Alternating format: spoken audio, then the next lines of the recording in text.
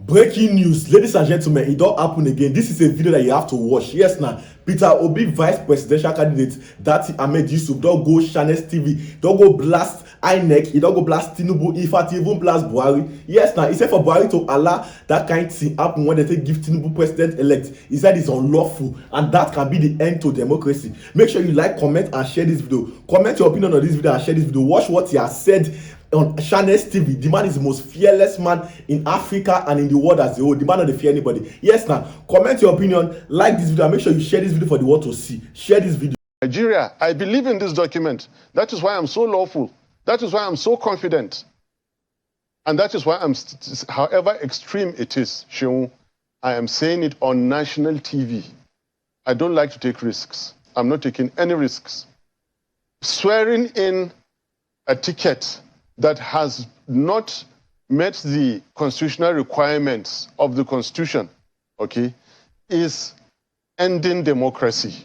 Quote me on it. That's your interpretation. That is my interpretation, and that is indeed a correct interpretation. You cannot swear people who have not met the constitutional requirement. You can't do that.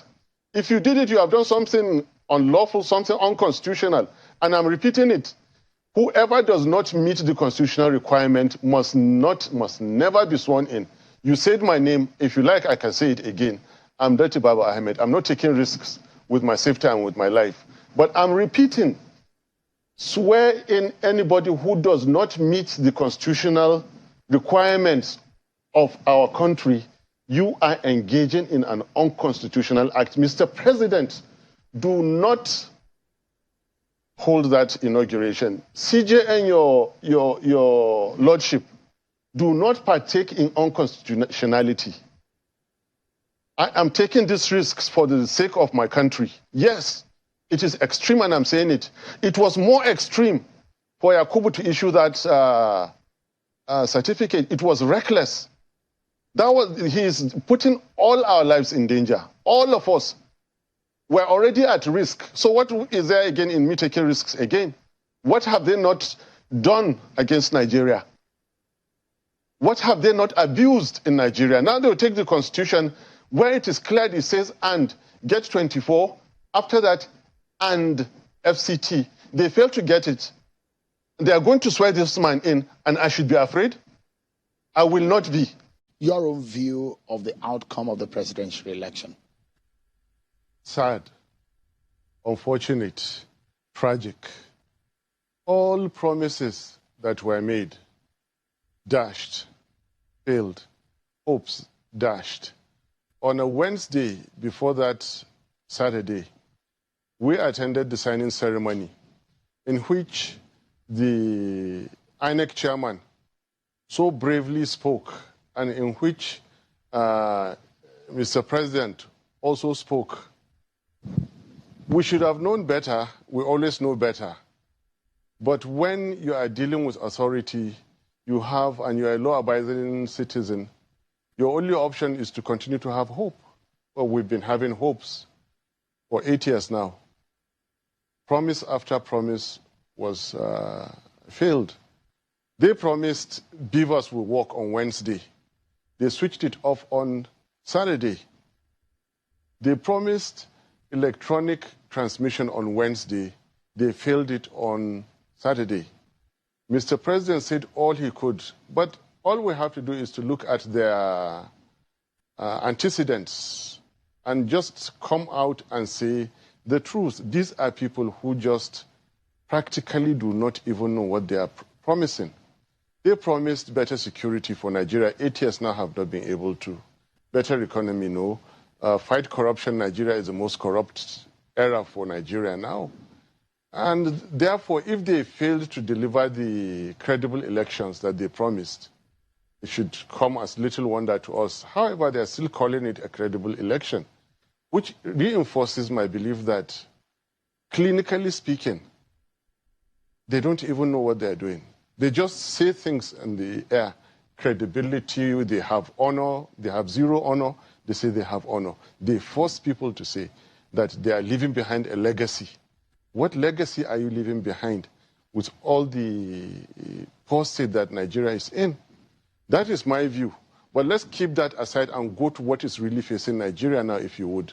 Can I go ahead? Yeah. Just I'd like to just get one or two things off the table. You mentioned this. It looks to me that you generalize the issues, but Nigerians would like to know in what areas that you have your disappointment about the process. Is it with INEC? Is it with the beavers? Did the beavers work, or was it the IRF? Because a lot of people will say maybe the beavers worked, but the IRF, the transmission of result, was the problem. Where do you think that the promises did not match the performance? The arrogant INEC chairman and the incompetent president of Nigeria, I'm very, very sorry to say. The chairman should not have engaged in what he did. At the height of administrative rascality and official arrogance, sneak in the hour of 4 a.m., arrogate himself the power to interpret a section of the Constitution that needs no interpretation. Section 134 comes already interpreted, and recklessly proceed to declare and issue a certificate of return. And our dear Mr. President, who is probably paying back a promise that Tinubu extracted from him way back in 2014, when they added their money and their votes for him to become president of Nigeria way back then. And now they reminded him, you promised to give it back to us. And he has no choice than maybe, well, they promised, okay, give it to them. He could not stand for righteousness. And it is clear, with this our president, anything can go, and you can give it a different name. These are the places I'm disappointed in. But I really, really want us to come to what is facing Nigeria now, if you may. Absolutely. Let's go ahead and, but of course, there are your party, just for a moment, your party had gone to court petitioning the outcome of that election. What are your expectations? And I'm asking this because your party came third. So in that sense, what are the hopes and aspirations of your party and your principal and yourself? What do you think will come out of that election? What are your prayers? It's good we always finish qualifying what we're saying. When you say we came third according to the results released by INEC. Yes. In reality, we came first with the data, with the collated results on IREV and with our agents and everything that we have. Have you collated that? We have. Yes. You've tabulated it? Yes. What are the figures telling you? We won the election. INEC declared 6 million plus for you. Yes, but we got the highest number of votes. By how many votes? It's in the region of 8 million, but when the lawyers are handling that, I don't want to give a figure right now. We came first, so just to correct you, whatever we say is good, we fully clear it. Yes, we've gone to court, and the lawyers are handling it. What is facing Nigeria now? Nigeria is officially in a state of constitutional crisis. We're not realizing that yet. What do you mean by that? Thank you. A certificate of return has been issued to a so-called president-elect unconstitutionally. There are therefore two meanings, two interpretations, and two understandings of the declaration made.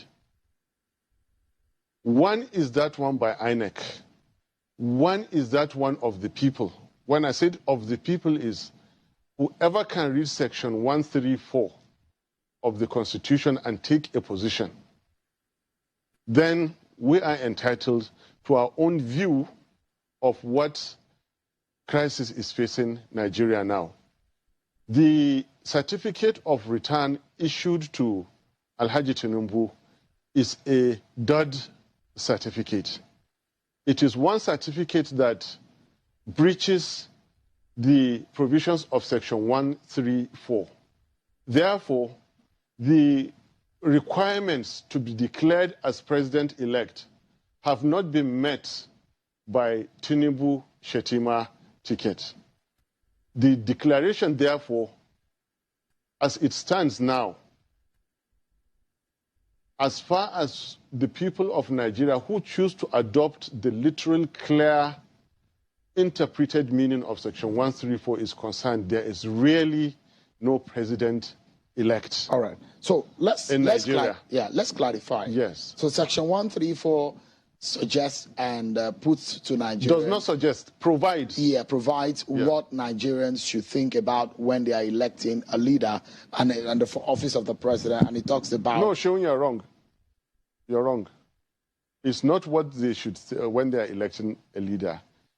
Section 134 stipulates who to be declared an issued certificate of return.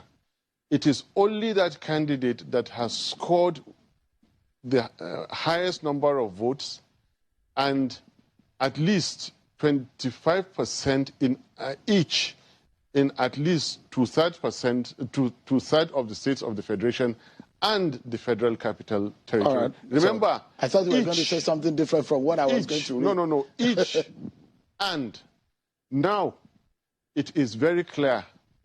Tinubu does not have 25% in the FCT. We denied him. We got 61%. Atiku does not have 25% in the FCT. We denied both of them. By the clear, unambiguous provision of the Nigerian Constitution, which must not be breached, Tinubu has not satisfied the requirement to be declared president-elect. Accordingly, there is no president-elect for Nigeria now. I repeat, accordingly, there is no president-elect for Nigeria at the moment because the declared one violates the Constitution of the Federal Republic of Nigeria. And I know what I'm saying. The Constitution is there in your presence, is available. Everybody is reading it as I speak. I'm not therefore behaving illegally or unconstitutionally. To the contrary, I am supporting constitutionality. It is in fact better for the powers that be to go and create additional 6% out of thin air and rig it back to Tinubu and therefore swear him in on 25% than to go ahead and take the risk of swearing in a so-called